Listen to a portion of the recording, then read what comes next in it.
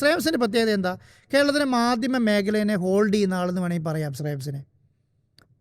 ശ്രേയംസ് വിചാരിച്ചപ്പോൾ കേരളത്തിലെ എല്ലാ മാധ്യമങ്ങളും വാർത്ത വരും, ഒരു ഡൗട്ടും വേണം. കാരണം അവിടെ ഒരു ഞാൻ പണ്ട് പിണറായി വിജയൻ പറഞ്ഞ പോലെയല്ല, ഒരു മാധ്യമ സിൻഡിക്കേറ്റ് വർക്ക് ചെയ്യുന്നുണ്ട്.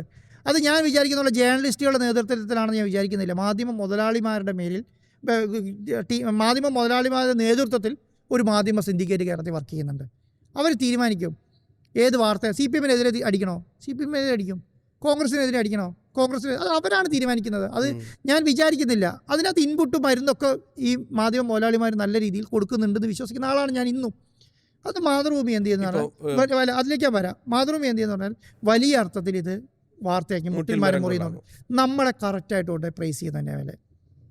അപ്പോൾ നമ്മൾ അന്ന് എടുത്തൊരു നിലപാടെന്ന് പറയുന്നത്, അപ്പം നമ്മൾക്ക് മാത്രം മരം മുറിച്ചാൽ എന്താ പ്രശ്നം, ബാക്കിയുള്ളവർക്കെല്ലാം മുറിക്കാൻ പാടുമോ? നമുക്ക് ദേഷ്യം വന്നത് അങ്ങനെയാണ്. നിങ്ങൾക്ക് ഫോറസ്റ്റുകാർ ഉദ്യോഗസ്ഥന്മാർ പൈസ മേടിക്കുന്നുണ്ട് മരം മുറിക്കാൻ.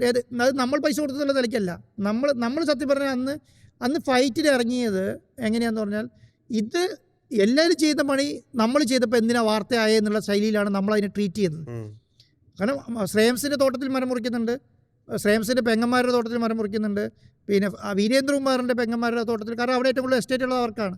കാരണം അവരെ എസ്റ്റേറ്റ് ഇപ്പോഴും പോയി നോക്കിയിട്ടുണ്ടെങ്കിൽ പകുതി മരങ്ങളും ഇല്ല, എല്ലാവരും മുറിച്ച് കൊടുത്ത് തന്നെ വിറ്റ് തന്നെയാണ്. ഈ മരങ്ങൾ മുഴുവൻ ഇവർ സെല്ല് ചെയ്തു. അപ്പോൾ ഇവർക്കൊക്കെ സെല്ല് ചെയ്യാം, പിന്നെ നമുക്ക് എന്താ ചെയ്താൽ